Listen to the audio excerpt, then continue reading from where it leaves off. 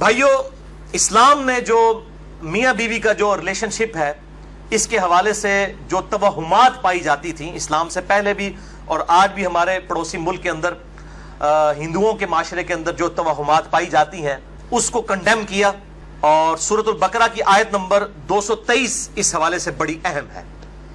اعوذ باللہ من الشیطان الرجیم، بسم اللہ الرحمن الرحیم۔ نساؤکم حرث لکم، تمہاری بیویاں تمہاری کھیتیاں ہیں۔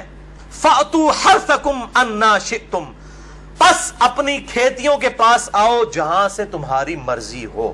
یعنی اپنی بیویوں کے ساتھ تعلق قائم کرو، خواہ آگے سے خواہ پیچھے سے، لیکن ہونا اس جگہ پہ چاہیے کہ جو کھیتی کا مقام ہے۔ کھیتی کیا ہوتی ہے؟ جہاں پر آپ دانا بوئیں گے تو وہاں سے درخت نکلے گا، اور ظاہر ہے کہ وہ عورت کا مقام آگے کا مقام ہے جس کو ہم عربی کے اندر قبل کہتے ہیں، چاہے آگے سے ہو چاہے پیچھے سے، لیکن صحبت کا مقام وہی ہوگا۔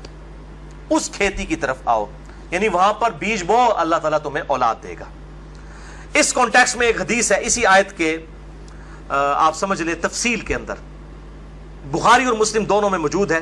صحیح بخاری میں 4528، صحیح مسلم میں 3535 اور مشکات میں 3183، کہ یہودیوں کا یہ عقیدہ تھا کہ اگر کوئی شخص اپنی بیوی کے ساتھ پچھلی سائیڈ سے صحبت کرے، یعنی صحبت تو صحیح جگہ پر کرے لیکن بیک سائیڈ سے، تو اس کی اولاد بھینگی پیدا ہوگی۔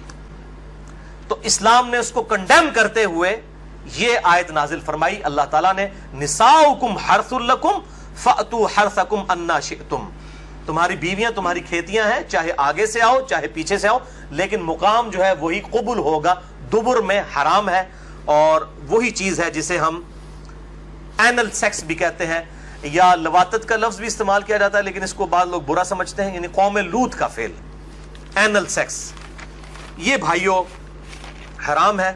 اب میں اس پہ بھی تھوڑی گفتگو کروں گا۔ یہ میں جتنی باتیں کر رہا ہوں، میرے سے جو لوگ واقف ہیں شروع سے ان کو پتا ہے کہ میں اپنی طبیعت پہ جبر کر کے یہ ساری باتیں ریکارڈ کروا رہا ہوں، یعنی میری عام گفتگو اس طریقے سے نہیں ہوتی کسی کے ساتھ، لیکن اب یہ مسئلہ ہے کہ یہ چیزیں ریکارڈنگ میں آئیں تاکہ ہمارے نوجوانوں تک حق بات پہنچے۔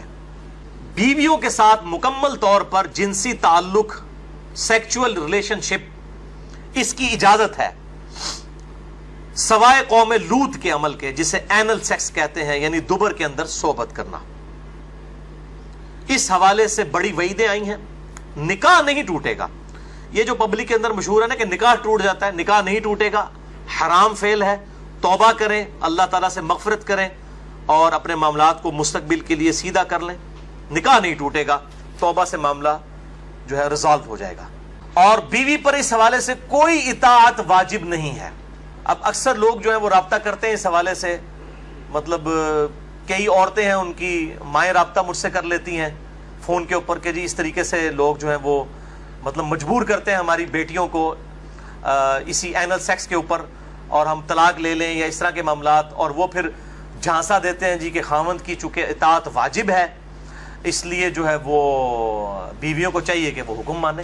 بھئی خاوند کی جو اطاعت ہے وہ اللہ تعالیٰ کی باؤنڈریز کے اندر اندر ہے، جہاں پر وہ اللہ اور اس کے رسول عز و جل و صلی اللہ علیہ وآلہ وسلم کی حدوں کو پھلانگیں گے پھر کوئی اطاعت نہیں ہے۔ یعنی اگر کوئی خاوند اپنی بیوی کو کہتا ہے کہ بے پردہ پھرو، کوئی اطاعت نہیں ہے۔ کوئی بیوی اپنے خاوند کو کہتی ہے کہ داڑھی مڈا دے، کوئی اطاعت نہیں ہے۔ یا کوئی خاوند کہتا ہے جی مجھے لمبے ناخن بڑے پسند ہیں تو میری بیوی لمبے ناخن رکھے۔ صحیح مسلم میں حدیث ہے کہ 40 دن تک کی آپ صلی اللہ علیہ وسلم نے حد مقرر فرمائی ہے، اس کے اندر ضرور ناخن کاٹ لینے۔ قربانی کے بعد یہ مونچھیں میری کافی بڑھ گئی ہیں تو مجھے بڑی فیل ہو رہی ہیں، اور مجھے نہیں سمجھ آتی اتنے لمبے لمبے ناخن رکھنا، پھر انہی ہاتھوں کے ساتھ استنجا بھی کرنا ہوتا ہے، اور پھر پاکیزگی کا کس طریقے سے اہتمام ہو سکتا ہے، پھر انہی ہاتھوں کے ساتھ روٹی بھی کھانی ہوتی ہے، بڑا مشکل کام ہے، لیکن یہ فتنہ عام ہوا ہوا ہے۔ اور اسی طریقے سے یہ خواہ مخواہ جو ہے یہ آئی بروز کا چکر ہے جی، خاوند کو خوش کرنے کے لیے کر رہے ہیں۔ بھئی خاوند کو خوش کرنے کے لیے آپ نے شریعت کی حدیں تو نہیں توڑنی،